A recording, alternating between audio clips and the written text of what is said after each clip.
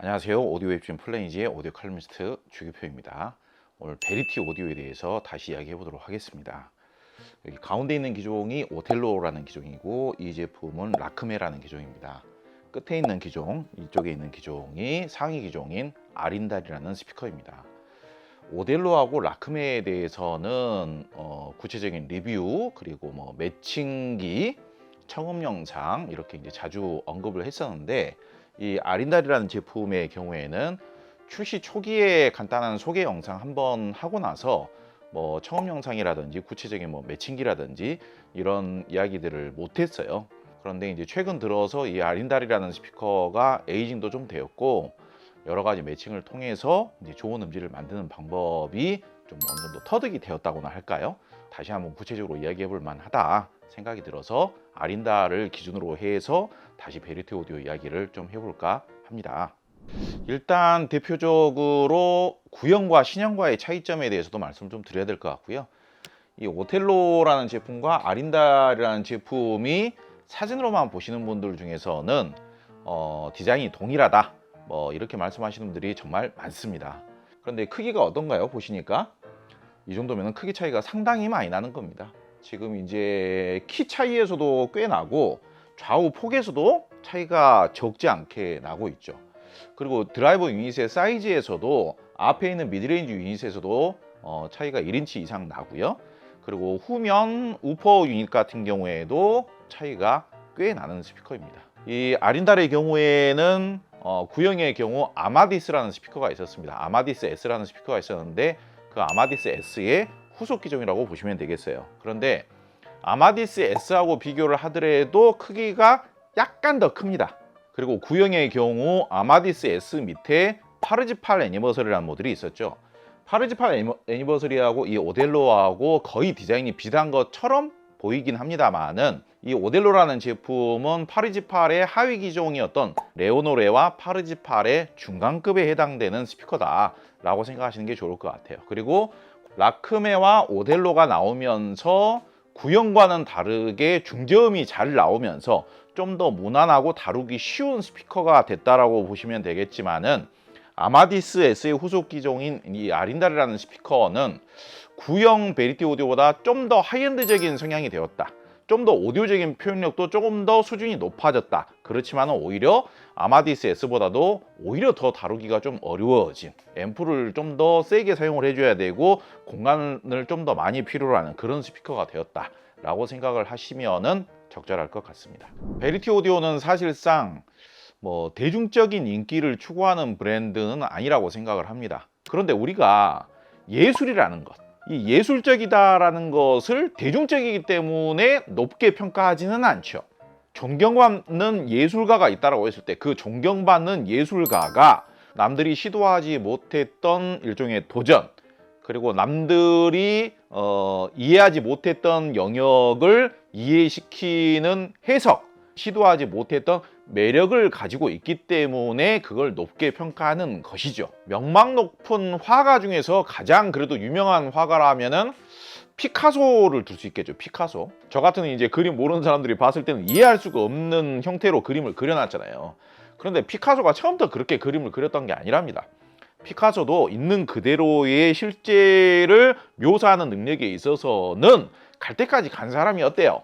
그래서 이제 본인만의 독창적인 사물에 대한 해석이라고나 할까요? 저 사물을 보는 방식, 내가 그 사물을 이해를 하고 그림으로 표현하고자 하는 방식이 달라짐으로 해서 이 뭔가 형이상학적인 이런 그림이 나타나게 된 것이죠. 흔한 것만 즐기던 사람들이 야, 저거는 색다르다. 저것을 내가 더 이해를 하고 내가 더 즐겼을 때 더 매력을 느낀다. 이렇게 되었기 때문에 피카소의 그림이 인정을 받게 된 것이었죠.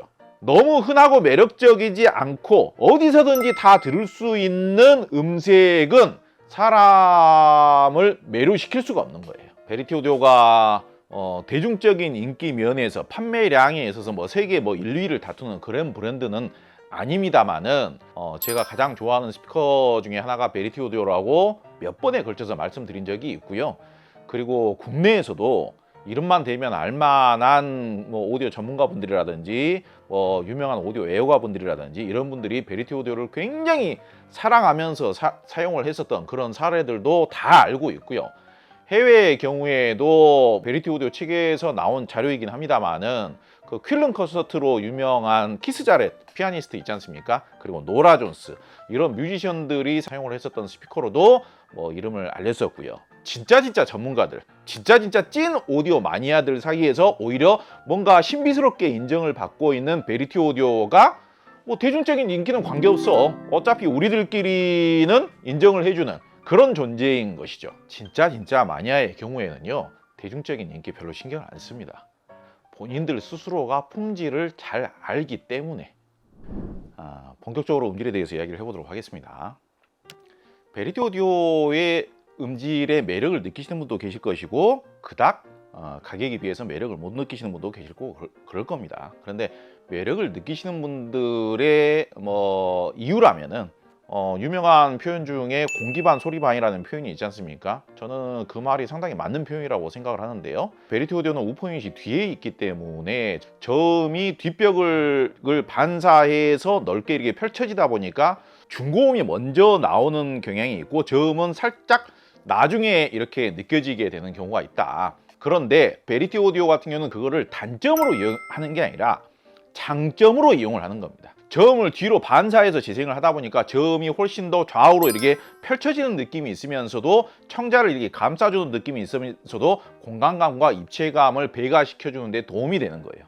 그리고 저음을 앞에서 다이렉트로 이렇게 청자한테 때리는 방식이 아니기 때문에 중고음이 어찌됐든 단 0.00001초라도 더 먼저 느껴지게 하는 거죠.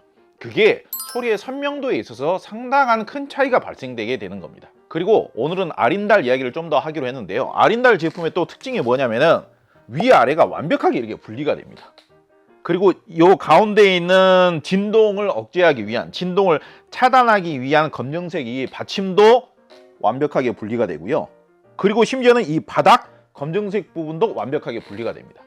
왜 분리를 시켜놨느냐? 그만큼 붙어 있으면, 하나의 통으로 만들어져 있으면은 소리가 혼탁하게 안에서 섞이기 때문에, 특히 진동이 함께 전달이 되기 때문에 그걸 차단하기 위해서 이렇게 만들어 놓은 겁니다. 이렇게 진동이 섞이지 않게끔 구조적으로 만들어 놓고 이쪽 윗대역, 중고음을 재생하는 윗대역의 음압이 훨씬 더 높아요. 반응성이 훨씬 더 좋아요. 그래서 이 앞부분에서 나오는 사운드의 소리의 탄성, 소리의 개방감, 입체감, 그리고 특히 소리의 하모니컬, 그리고 배음이 이렇게 펼쳐지는 특성 자체가 일반적으로 우퍼 유닛이 앞에 달려있는 스피커들에 비해서 월등히 앞서 있어요. 월등히 개방감이 더 뛰어나요. 이게 아까 제가 공기반 소리반이라고 표현을 썼는데요. 공기반 소리반도 아니고 공기가 좀 더 많은 사운드를 재생하는 거예요. 공기가 좀 더 많다라는 느낌을 오디오적인 용어로 다른 표현을 쓰자면 에어리하다라고 표현할 수가 있는 거예요. 입체감이 어마어마하게 좋아지면서 그 입체감 안에 소리의 입자감이 정말 섬세하면서도 해상력이 좋게끔 느껴질 때 그때 쓰는 표현이 에어리하다라고 표현을 하는 겁니다. 중앙 핀 포커싱이라든지 소리의 입체감이라든지 중앙에 이미징이 맺히는 느낌이라든지 소리의 스테이징감이라든지 이런 느낌은 거의 동급 최강 수준이죠. 디자인만 보고 생각을 한다라면은 마치 그 금속 진동판을 쓰고 있는, 최신 금속 진동판을 쓰고 있는 스피커들이 소리의 이미징이라든지 입체감이라든지 이런 거가 더 좋을 것 같죠. 그런데 의외로 베리티 오디오가 더 좋게 느껴져 버리는 경우가 더 많아요. 어떻게 소프트돔 트위터가 금속 트위터보다 입체감이나 이미징의 특성이 더 좋다라는 거냐? 그거에 대해서 설명을 드리자면요. 금속 진동판으로 만들어지면서 몸체가 무거운 스피커들은요. 소리의 이미징이 좋을 수는 있어요. 정교하면서 이미징이 좋을 수는 있어요. 그런데 베리티 오디오는 그에 비해서 어떤 특성이냐? 바람과 같아요. 어디까지 날아간지를 몰라요.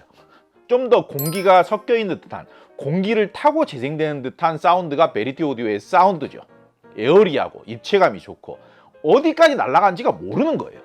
그러다 보니까 오히려 실크돔 트위터인데 오히려 금속으로 만들어진 스피커들보다 이 스테이징감, 무대감, 입체감이 더 넓게 나와버리는 거예요. 그래서 훨씬 더 오히려 더 입체적이고 소리가 오히려 실크돔 트위터지만은 트인 것처럼 소리가 나는 거예요. 그래서 베리티 오디오의 사운드는 단순히 오디오적이라기보다는 일반적인 스피커에서 접해보지 못한 굉장히 차별화된, 굉장히 이색적인 느낌을 경험하게 해주다 보니까 일반적인 스피커들을 오랫동안 사용하신 분들 입장에서, 특히 스피커를 세팅할 줄 아시는 분들, 그리고 하이엔드 사운드를 좀 들을 줄 아시는 분들 입장에서는 매우 색다른 매력을 느끼게 되는 거예요. 어찌됐든 사용되고 있는 소재들 자체가 그렇게 뻣뻣한 소재들은 아니죠. 트위터가 실크돔 트위터이기 때문에 금속 트위터를 사용하는 스피커들에 비해서는 한결 내추럴하고 섬세한 거예요. 자, 여기서 중요한 거, 실제로 처음 해보신 분들 계시죠? 들어보시니까 좀 어떠신가요? 금속 트위터를 사용한, 금속 진동판을 사용한 스피커들에 비해서 한결 음악적인 것은 누구나 다 인정을 하시죠. 이게 마른 식빵이 아니라 버터가 살짝 발라져 있으면서도 촉촉 말랑말랑 쫀득쫀득한 듯한 그런 오가닉한 느낌이 느껴지는 사운드를 재생을 하죠. 재즈나 보컬 음악이라든지 블루스라든지 아니면 트롯이라든지 사람의 목소리라든지 클래식 음악이라든지 이런 류의 음악을 들으시는 분들 입장에서는 아무래도 음색적인 느낌, 소리의 온기감의 느낌이 이쪽으로 좀 더 마음이 갈 수밖에 없어요. 그런데 일반적으로 과거에 이렇게 따스하고 보드랍고 섬세한 사운드를 내는 스피커들은 소리가 약간 답답한 것을 인정하고 사용하는 게 마련이에요. 그렇게 좀 타협을 하면서 사용하는 게 일반적이었는데, 그 두 가지가 정말 기가 막히게 다 가능해져 버리는 스피커가 베리티 오디오였던 거예요.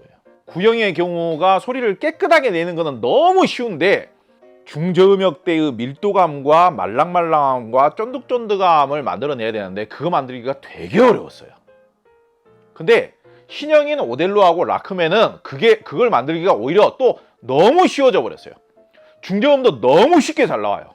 그러다 보니까 과거에는 레오노레나 파르지팔의 경우에는 저음의 밀도감을 단단하게 만들어주는 앰프를 매칭하기를 많이 권했었는데요. 최근에 신형 오델로나 라크메의 경우에는 오히려 저음을 빼주는 앰프, 소리를 좀 더 깨끗하게 해주는 앰프하고 매칭을 해도 은근히 매칭이 괜찮아요. 그런데 반대로 아린달의 경우에는 구형보다 그런 특성이, 하이엔드적인 특성이 더 좋은 스피커가 아린달이에요. 예컨대 파르지팔하고 비교를 한다면 파르지팔보다 훨씬 더 대형 기종이고요. 독특한 게 이 아린달의 경우에는요, 앞면보다 뒷면이 더 두꺼워요. 제품 도면 사진도 보면 얘네들은 앞면하고 뒷면이 똑같아요. 근데 얘 사진을 보면은요, 앞면 줄이 있는데 뒷면 줄이 옆에 또 하나씩 나 있어요. 그건 뒷면이 더 넓어지기 때문에 그러는 거죠. 그래서 앞에서 볼 때보다 뒤에서 봤을 때 면적이 훨씬 더 넓어집니다. 우편이 또 더 커지고. 그러다 보니까 생각 외로 다른 스피커들에 비해서 사운드의 스테이지라든지 풍성한 느낌이라든지 사운드가 넓게 나오는 느낌이 월등히 더 뛰어나요. 딱 이렇게 터져 나오는 느낌 자체가 굉장히 생생하게 잘 펼쳐져 나옵니다. 근데 자칫 잘못하면은 저음부는 휑하게 비는 듯한 느낌, 그리고 말 그대로 진짜로 저음부가 나중에 나와버려 가지고 뭔가 중고음만 이렇게 날라다니는 듯한 느낌, 그런 느낌이 나와버릴 수가 있거든요. 매칭을 잘 못하시면은. 그래서 구형 매칭하듯이 저음을 메꿔주는, 저음의 밀도를 좀 쫀득쫀득하게 해주는 그런 쪽으로 매칭을 해줘야 되는 게 맞습니다.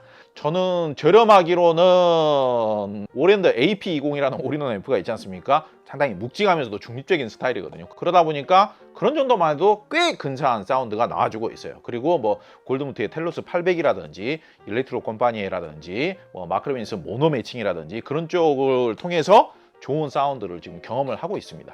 아린달의 경우가 제가 이런 구체적인 매칭기라든지 좀 더 디테일한 리뷰를 아직까지 추가적으로 못했던 이유가, 솔직히 말씀을 드리자면은 그동안 맞는 앰프들을 구하기가 좀 어려웠어요. 제 개인적으로.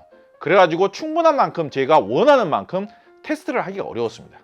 최근에 룬팅도 좀 더 보완을 하고 에이징도 좀 오래 걸렸던 것 같고요. 그 후에는 오히려 한 1000만 원대 앰프만 매칭을 해도 꽤 그런대로 괜찮은 사운드가 지금 나와주고 있어요. 그래서 뭔가 좀 확신이 들다 보니까 오늘 영상을 찍게 된 겁니다. 자, 마무리를 해보자면요, 저는 현재 이 라크메라는 스피커의 경우에는 국내에서 구할 수 있는 음악적인 스피커 중에서는 현존 최고라고 생각을 합니다. 한번 관심을 가져보시기 바랍니다. 제 이야기가 틀림이 없다라는 것을 비교적 많은 분들께서 100%는 아닙니다만은 비교적 많은 분들께서 인정을 하실 겁니다. 아무래도 이제 베리티 오디오라고 한다라면은 이 마르모꼴 형태로 생긴 이 디자인의 스피커가 거의 정석처럼 여겨지기 때문에 라크메가 좀 손해를 보는 경향은 있습니다만은 1000만 원이 안 되는 가격대에서 이만큼 만듦새가 고급스럽고 이만큼 굉장히 음악성이 진하면서도 풍부하면서도 깊이감 있는 사운드를 내는 스피커가 없어요.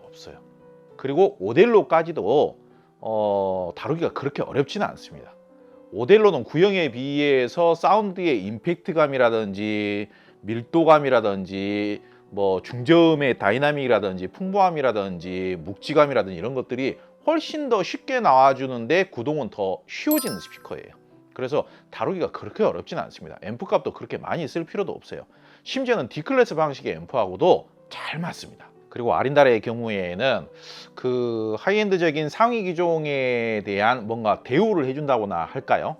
내가 진짜 뭔가 차별화된 탁월한 하이엔드적인 초하이엔드적인 사운드를 만들고 싶다라고 했을 때에는 앰프에도 좀 투자를 해주시고 소스기기도 신경을 써야 되겠죠. 그렇게 매칭을 하고 세팅을 해서 사용을 했을 때에는 전형적으로 이제 금속 트위터를 사용한다거나 그런 스피커들과 비교를 해도 오디오적인 표현력이라든지 정말 짜릿한 느낌이라든지 뭐 소리의 해상력이라든지 이미징이 맺히는 느낌이라든지 이런 느낌에서도 별로 뒤처지지 않는 굉장히 차별화된 그러면서도 베리티 오디오 특유의 매력까지도 함께 누릴 수 있는 굉장히 매력적인 스피커가 바로 이 아린다르라고 할 수 있겠습니다. 그런데 이제 저는 개인적으로는 뭐 다른 브랜드들도 많이 가지고 있고 많이 뭐 리뷰 의뢰도 들어오고 있고 뭐 그럽니다만은 한 번씩 꼭 베리티 오디오 사운드가 좀 그리울 때가 있어요. 베리티 오디오 사운드로 듣고 싶은 음악들이 있고 그 음악들을 다른 스피커가 아닌 베리티 오디오로 듣고 싶어질 때가 자주 있습니다.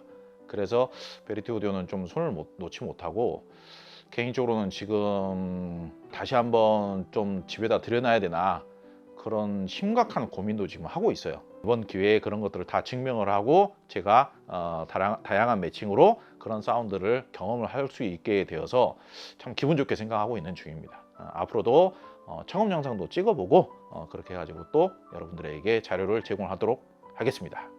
오늘 영상도 봐주셔서 감사합니다.